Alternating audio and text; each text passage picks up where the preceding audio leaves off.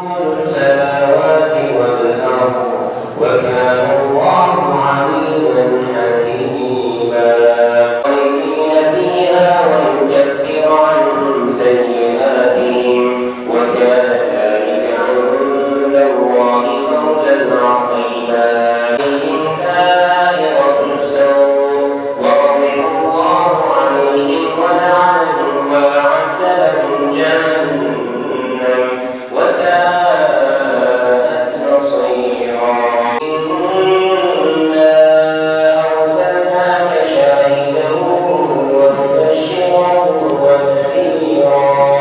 الحمد لله رب العالمين الرحمن الرحيم مالك يوم الدين إياك نعبد وإياك نستعين. اللهم يا رب عليك بالمعتدين الصهاينة اليهود والنصارى ومن والاهم وساعدهم. اللهم مزقهم كل ممزق. اللهم نسألك يا الله يا قريب يا سميع يا مجيب يا سريع يا منتقم يا شديد البطش يا جبار يا قهار يا من لا يعجزه قهر الجبار يا رب. وسلام على المرسلين والحمد لله رب العالمين. تقبل الله منا وارحمنا بحرمة الفاتحة.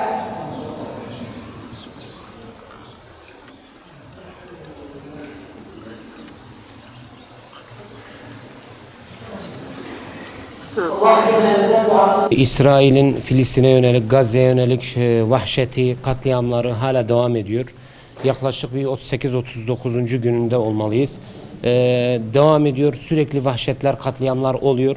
Tabii biz de elimizden geldiği kadar Batman'ımızda STK'lar ile birlikte programlar yapmaya çalışıyoruz.